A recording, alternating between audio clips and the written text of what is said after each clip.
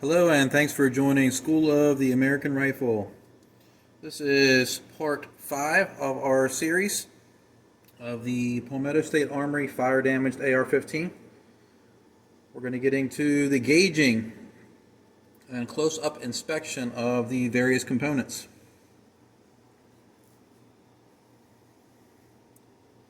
Before we get started, I wanted to cover a couple things that I've seen in the comment section. People had questions, so instead of individually replying and people not seeing it, I thought I'd reply in this video to try to clarify some things. A lot of people are convinced that the entire project is a waste of time, and that can be dependent on your perspective. How much tools you have access to, what your experience is. If you were paying someone to do this, that's probably true. Yes, it is going to be a waste of time because the amount of labor involved in bringing this back to life, the tools, the time, the expertise required to do it is going to exceed the cost of the firearm. So you're absolutely right. If you had to pay someone to do it, it's not worth it. But if you're going to do it yourself, it's not always a worthless endeavor.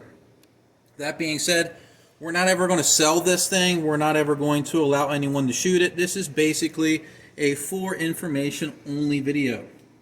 This isn't going to be something we're going to take to the range and let students shoot. If it's going to be shot, it's going to be me. I'm going to be behind the weapon, or I'm going to be putting it into a fixture and firing it. I'm not going to risk somebody getting hurt if this thing were to explode, blow up, whatever you want to call it. Some people have asked about the different methods I've used, why I'm not carting parts or using different types of cleaning and restoration methods. There are lots of ways to sort of skin this cat, if you will. That being said, I'm using methods that generally require less amount of time and labor to achieve good results. Thus, the use of evaporust. I'm not saying it's right for everything. Evaporust is actually not good for restoring a gun that has a blued finish. It can strip it off. So the AR-15 generally doesn't have any blued parts on it, so it's appropriate for this application. But there are lots of ways to attack this. Some people have asked if we were going to refinish the parts. We're not going to refinish anything. They're going to be as is. They're either going to be reused, or if it's damaged, like some of the parts that we've already discussed, like springs, we're going to replace those. We may find things in this video where something is considered unsafe based on gauging, so we'll make some more determinations. We're not done. But that being said, we have about $80 in parts in this refurbishment, if you will, if nothing else has to be replaced. That's counting the springs, the spiral pins, the furniture that melted, the action or buffer spring. And like I said, here's the unsafe to fire tag. We're going to attach this to the weapon when we're done with it, and nobody's going to shoot this thing unless it's me. Alright, so let's go ahead and get into this. Let's start with some of the parts that I've already laid out. Everything's been sort of oiled and laid out. So let's try to attack the upper receiver first. So what I want to look at on this, and we covered it in another video, the previous video, is this upper receiver is warped. If we lay this on a surface plate, it is warped as far as this surface goes. Could it have been warped before the fire? Absolutely. But I also noticed that the upper receiver bore here, where the barrel goes into, which we also showed, is undersized here. Typically speaking, on an upper receiver, here's a BCM. These are known to be a thermal fit. Usually a 997 gauge will fit into this. Okay?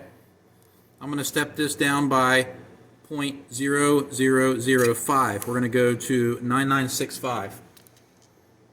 Watch, it'll go into the BCM all the way. It won't even begin on this upper. I don't believe it came from the factory that way. I do believe this was collapsed due to the heat and the amount of torque that was applied to the barrel nut when the heat was introduced to the upper. So we could replace this upper, or we can fix it. What I'm going to do is actually take a 997 reamer and I'm going to open this area up so we can actually reuse it.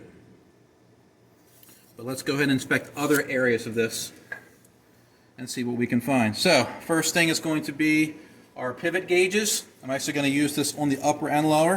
The green side should go in. It ensures that the sizes of the holes are right, and the red side should not, and it's not. Sometimes the rear hole will accept our reject gauge because they're elongated to accommodate for different positions of the holes in a lower receiver. So upper passes, lower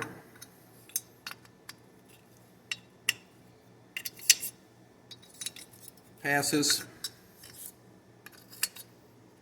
Good. We'll set that aside. Let's go for the selector and hammer and trigger pin holes. I use this gauge for the rear lug recess and the front lug recess. So it's not too wide. It passes this check. Let's go to the safety or the selector bore. We have a reject gauge. The red side should not go in. If it does, that means that the hole is probably oversized. We don't have that problem. Let's try the go side. Doesn't want to go. So does that mean this lower can't be used? No. In situations like this, your go gauge is the part you plan to use. So let's try the selector. Does the selector go in here? In the previous or earlier videos, this thing wouldn't move because of all the corrosion. But look now. It moves freely. So the hole is okay. Let's move to the hammer and trigger pin holes. If this lower receiver warped, sometimes you'll see where when we put the go gauge in, it will not fit through the other bore because things misalign. This one does. See? And the trigger one does. So it takes the go side, does not take the no-go side. Not bad, we're moving along good. Alright, next thing that I do in classes is I use an 020 feeler gauge. I've bent it.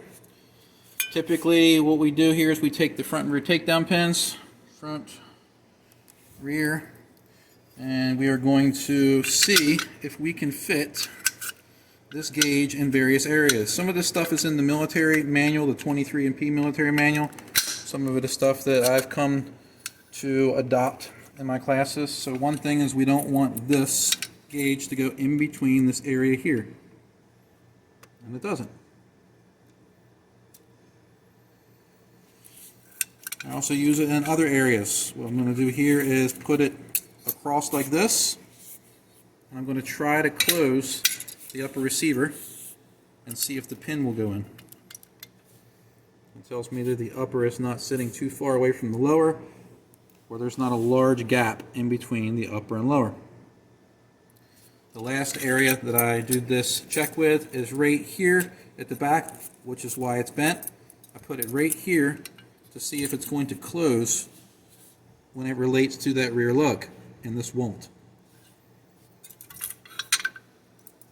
So all these dimensions are good so far. Let's go to the Magwell gauge.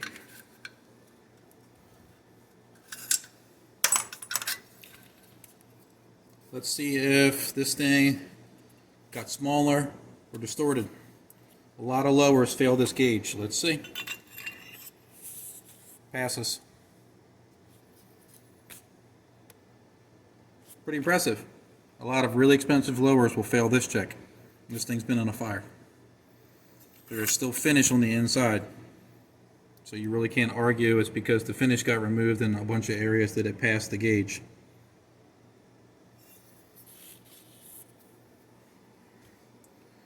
Alright, come over here and grab calipers. My thread gauge for this is out getting checked, so I don't have that. So what we're going to do is just take another barrel nut, which I have over here, and we're going to see if this fits. This is on the tight side. It does fit, and it doesn't have an excessive amount of slop. So based on this, the threads aren't undersized to the point where I'm worried about the barrel nut not being able to hold properly. Let's check the sidewalls here. You usually want to look for about 20 thousandths the difference between the two. 5.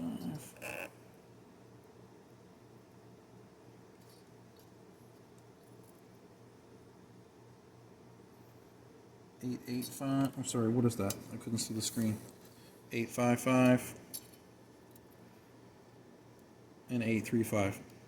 020 is about an acceptable range. Once you get over that, then you start having issues with the hammer being too far to one side or the other, which can cause the hammer to bind sometimes when it goes up into here.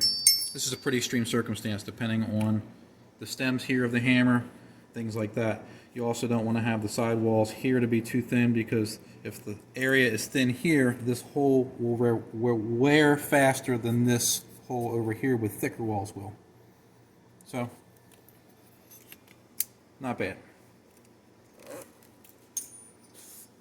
Alright, so let's grab our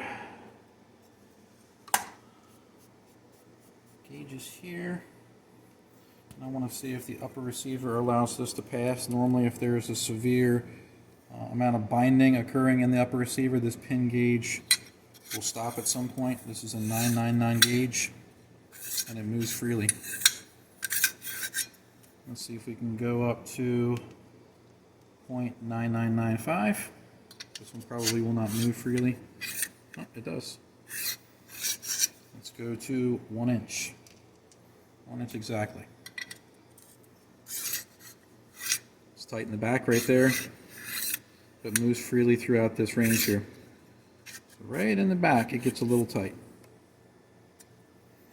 That's not going to cause any binding of the bolt carrier. If you don't have fancy gauges like that, your bolt carrier can be your gauge. If your bolt carrier goes in your upper and binds, you probably have something that's crushed or warped excessively. It doesn't always take heat to warp the upper. Using the wrong tools can cause this to twist. So just be careful about the tools you select.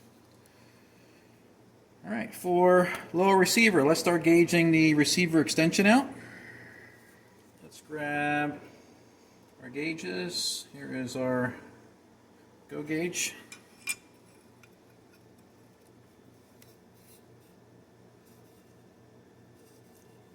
It barely takes the go gauge for the lower, so it has pretty tight threads, a little bit tighter than class 3 if you will.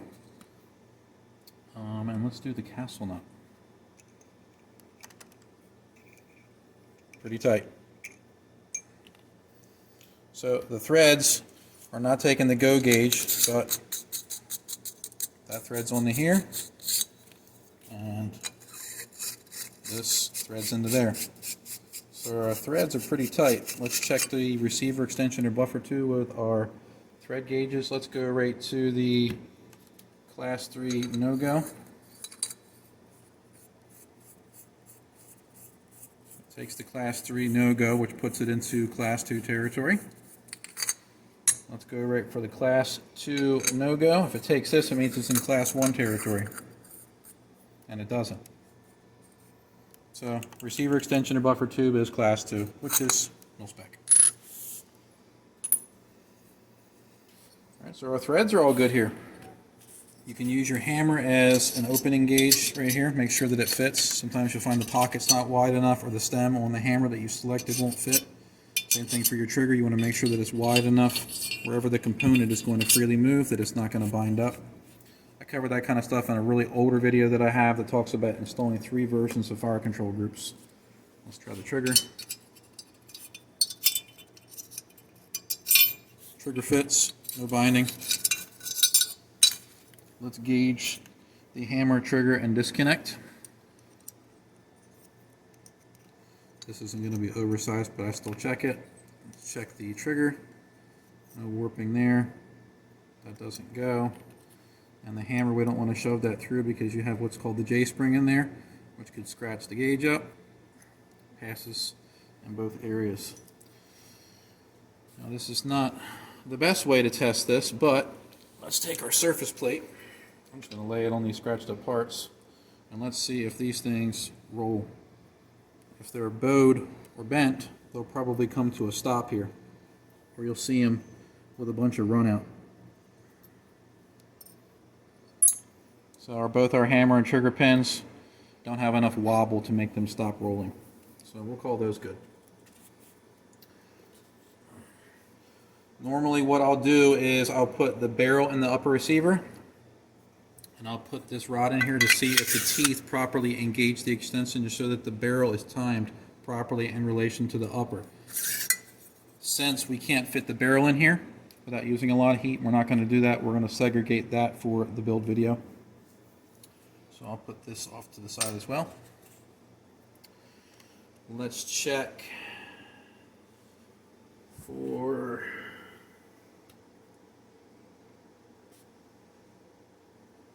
our gas tube.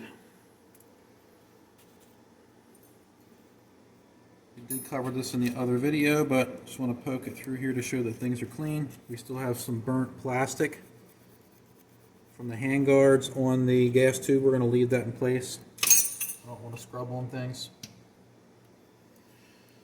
Let's gauge the flared portion of the gas tube with the Mark Brown custom gauge, and that passes.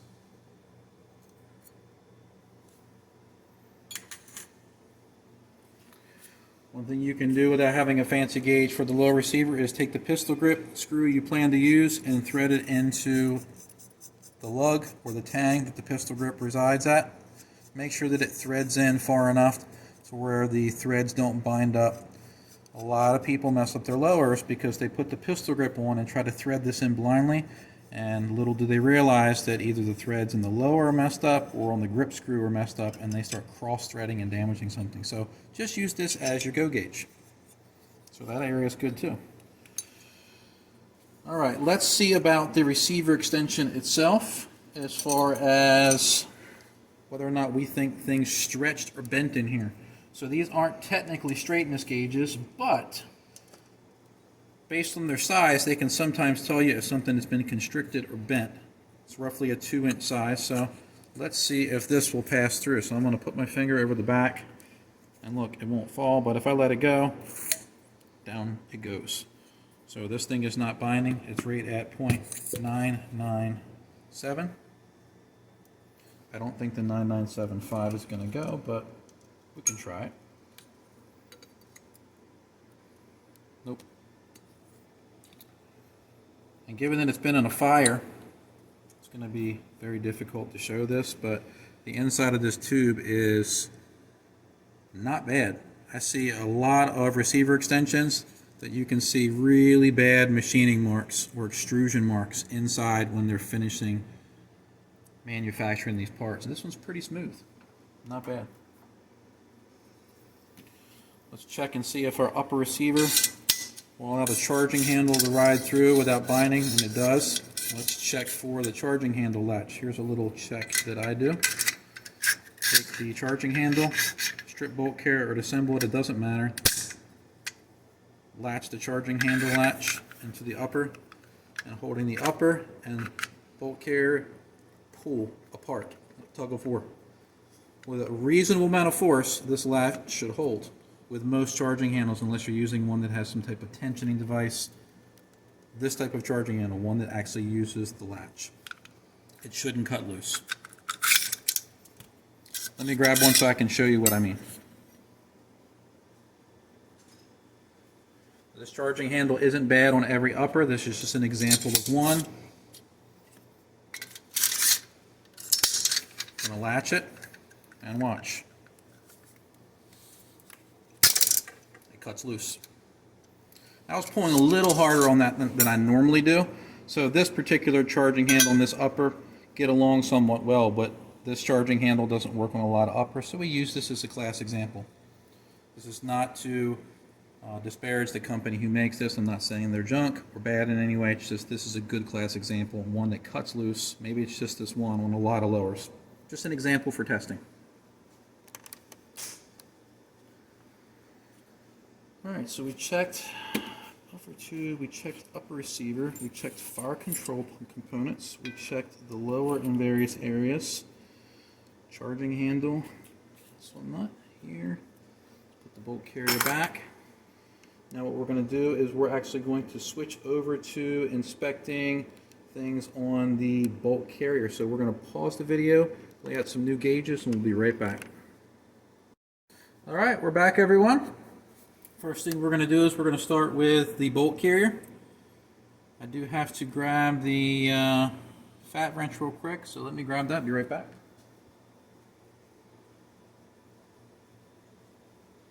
So first thing, let's go ahead and give this thing a test with the carrier key screws. So let me find the right bit for that. No.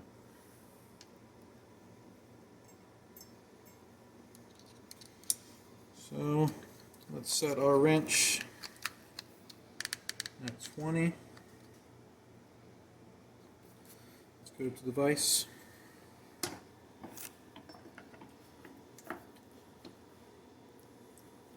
I do believe that when the buffer was installed backwards on this gun, it may have been shot that way. One of the viewers actually caught this.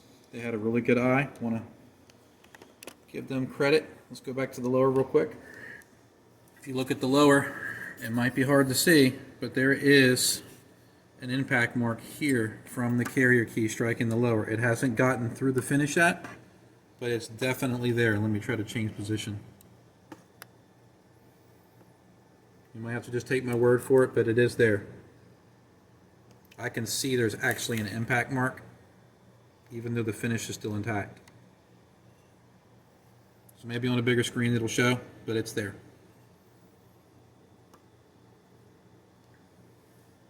So when this happens, it can cause these screws to crack or completely break, and maybe they're still held in place by the staking. So first thing we're going to do is try a 20 inch-pound reverse check, and usually they'll move if they're broken.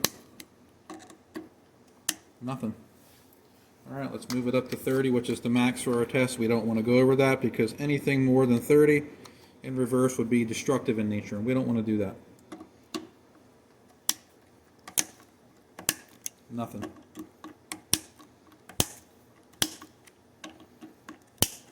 So, these carrier key screws are good. There's no wiggle on it. Let's go ahead and move this back over and start going through things. So first thing we're going to do is we're going to check for carrier key alignment since we were just addressing that. Let's put our straightness gauge in here. We're going to use the upper that the gun is going to be using. And a little bit of a misalignment, but it will work. It may need some gas tube adjustment.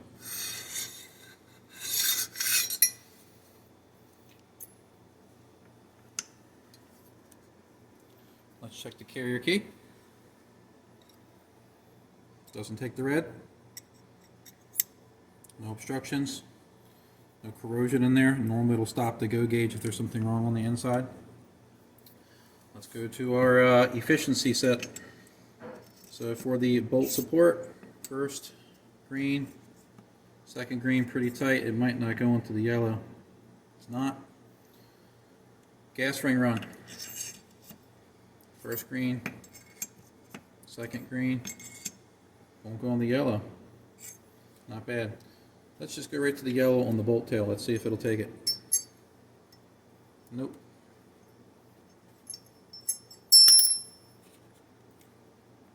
Don't want to be rough on gauges like that. I'll have to check that one later. So it's the green. So, green, green, green, green. Efficient bolt carrier. Not bad. Alright, let's move to the bolt. No, we're not done with the carrier. Let's measure the length of it. Those of you who've watched a couple videos know what we don't want to see. The magic number. What the water boy's mama says. Carrier 668. That's beautiful. So we'll put the carrier off to the side. We're done with that. Let's start with our bolt. Let's go to the bolt tail. No-go gauge. Look, it wants to start, but in order for this to count, it's got to go in all the way. If it won't go in the no-go, it ain't going to go into the field, so bolt tail passes. Alright, firing pin hole. Takes the go side. No-go side will not go in. Now our ejector is removed, but we're going to put a new one in here, so I'm not even going to try to push on that. We're going to be putting a Springco ejector in here, ejector spring that is. So that's going to be just fine. So firing pin hole passes. Let's check firing pin protrusion. Make sure that we have nice movement. It's a little sluggish there, maybe there's some crud in here. So let's take one of these gross pipe cleaners and clean it out. That's the only use I have for a pipe cleaner is on the bolt. Looks like I picked up some debris or something. Or maybe we have a bent or damaged firing pin.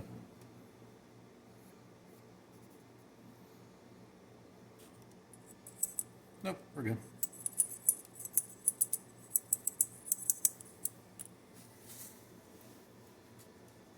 Let's check protrusion.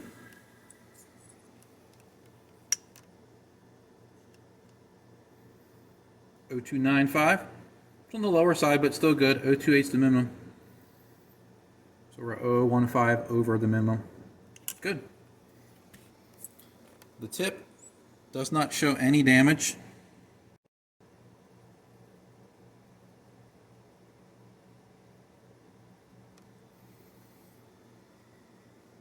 No corrosion anywhere on it. So firing pin is good. Let's do the bolt support shoulder.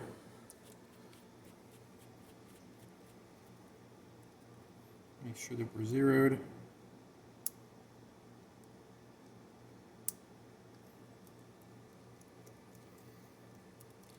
I like to see at least 528 for this. Not that critical though, and we're right at 528 on the money. If this band is a little smaller, the bolt's just going to have a little bit more slop in it. The gun's definitely been shot. We can see some wear here on the tail of the bolt. There's a little bit of still some soot or burnt material in there, which could have affected it going into here. But we're not even to that point out where it's touching it, so that's not the case. Let's do our gas ring test. We did that in the previous video, but we're gauging in this video, so let's try it. It passes. If it did this, then we would do a follow-up test, gut the bolt carrier, put the bolt in, and give it a shake. If it falls out with the shake, then you've got to address the gas rings. Alright, let's check for some magnetism. Extractor. Cam pin. Firing pin retaining pin. And the bolt. We got nothing. Let's look at the extractor claw. Still got some good bite to it. I don't see any distortion. Let's grab our extractor gauge. Go side fits. No go side does not fit. Extractor passes. Let's check our bolt face. Bolt face is slightly undersized. It won't quite drop in all the way. You see there's a slight gap there. Now some people will argue about this, but the reason that I use this gauge is because if this diameter is a little bit undersized, with some ammunition, depending on the diameter of the rim, it can get wedged in here and cause either erratic ejection patterns or failure to eject. Depends on the ammo. So slightly undersized bolt face. There's no crud or anything in that face there, so it's not like there's a big chunk of rust or something. Maybe it warped a little bit, but it's not going to warp just at the back there. It's going to deform up here too, so I don't believe it has anything to do with the heat. Let's go to the reject. We got nothing. So this is not egged out or of a concern. So slightly undersized bolt face. I see this with manufacturers all over. Alright, so what we're going to do is we're going to pause the video. We're still not done because we have to check headspace, but we're going to get into the barrel next. So bolt carrier did very well. So hang on, we'll be right back. Alright everyone, we're back. The things that I did forget before we put things away is I normally check the cam pin to make sure that it goes in and out properly and that there's not a lot of slop, and we check for the amount of wear. Things are good. Firing pin retaining pin looks good. Still has some spring to it. I'm going to go ahead and put these things off to the side and just keep the bolt out. So first thing we're going to do is we're going to check headspace with the barrel we plan to use. Let's go ahead and drop, let's get brave and go right to the 14646, which is the 556 go. And it rotates, which means that it passes 556 go headspace specs. Let's go to the field gauge and let's see if this rotates. We don't want this to rotate. It does not. So headspace passes. Let's check the throat with a Michigan's 556 throat gauge. I'm going to have to go straight up and down with this. I'm going to put this in here with a little bit of pressure and it pops right out. A little bit of pressure, pops right out, which means that the throat, this area here, is cut to proper specs. Let's check the chamber with a 556 function gauge. This checks the neck and the body of the chamber along with the throat. So with this, we're going to go straight up and down again. I'm going to put this in, a little bit of pressure, and it should not stick, and it doesn't. It floats right out. Let's go to straightness gauge. Actually, let's wait for this one because this is what's going to show if the barrel has some severe damage. Let's go with throat erosion. And we're right about there, so 1.5. Pretty typical. Let's go for muzzle erosion. Let's see if the, we can look right here, even though we used the bore scope in the last video, we have a good bit of corrosion on the front. So when I rebuild this, I'm going to leave this alone and shoot it for function. If everything holds together, then what I'm going to do is take the flash hider back off and I'm going to re-crown the front of this. Let's see if we have excessive erosion on the front. Goes about halfway in. Not bad. Some of the viewers were asking whether or not this is a chrome line barrel. I don't see any markings on it anywhere to note what type of barrel it is. Normally when they're chrome lined, it'll say that it's chrome lined. There's nothing on it. I don't think the corrosion on it ate at the lettering. It just wasn't marked. Based on what I see with the bore scope in the last video, I do believe this is a chrome line barrel though. Alright, the moment of truth. Did the barrel warp? Barrel straightness gauge. Into the chamber. Did it go through? Shouldn't do that with the gauge, but yes. Let's try it again. If I added a nick to the gauge. No, we're straight through. I'll check this with a scope later and another gauge to see if we raised any burrs, but if the barrel was bent from heat, it would have failed this gauge. Whether it was propped up in something or up against the wall, this would have bent if this got enough heat to cause damage.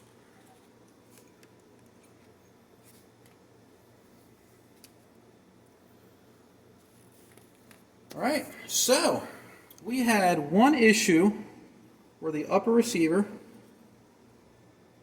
was slightly warped that I showed in the previous video. Let me grab the surface plate just to show you again.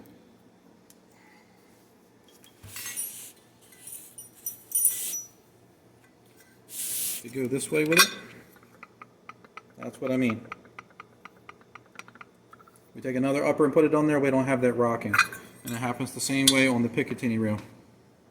We've got rock, which means this thing is twisted like that, like you're wringing out something. And then we have an undersized diameter here for the barrel. We cannot get the barrel to fit. Even when I heat this, I cannot get this in easily. It would have to be beat in. And that's not what we want. You run the risk of cracking the upper. I have examples where if you don't heat them enough and you try to pound it in, you'll get a horizontal crack where the barrel index pin notches. We don't want that. We want to try to reuse this if we can. These parts don't contain pressure, so even though that they're weakened and slightly warped, at least the upper is, I believe they're going to be okay. And then we had an undersized bolt face. So I'll know if we have ejection problems that it's the bolt face, and the gunsmith side of me wouldn't just get rid of the bolt. I would take this, put it in the lathe, and I would slightly open that face up. Just a tiny bit. But that falls into a gunsmith or machinist category, not what an armor would do. So depending on your level of experience, that might not be a good fix. So, I'm actually pretty impressed. We replaced springs. I'm replacing the pins because that's what I do. We're going to put a new crush washer on because generally that's what you're supposed to do. The trigger guard melted, the furniture melted, the buffer spring was bad. So basically springs, pins, typical replacement parts from either a high-use gun or a gun that you've taken apart and you want to put back together with better components. So not too bad for a gun that saw all this damage. We will have to use another magazine, of course, so I'm going to use that little 20 rounder, and I'm going to convert the buffer from a standard carbine buffer, which is 3 steel weights, to an H buffer, which uses 1 tungsten weight and 3 steel weights. When I do that, I'm going to mark the buffer with an H. I have a little stamp set that indicates that it is an H buffer. The next video is going to be a build video. That's something that YouTube will not allow me to put on their platform. So if you're interested in watching me put this back together, you'll have to join the School of the American Rifle community. I'll put a link below in the description and you can follow that. It is a pay site. It's $20 a year. I'm not trying to force you to pay to watch this. It's just the rules that we have to play by in this world that we live in with technology and big tech. If you're interested in watching that, go ahead and join up and we'll have that video posted next week. If you're not interested in seeing that, which isn't as important as actually seeing the test fire, we're going to post video 7, which is the test fire, and we'll upload that to YouTube. We will do an extended version of that, which we'll put also in the School of the American Rifle community. So those of you who decide to join to watch this thing being put back together will also see an extended version of the testing. If anything bad happens to it, you are going to see it on YouTube. And as always, thanks for watching, and I hope you found this video interesting.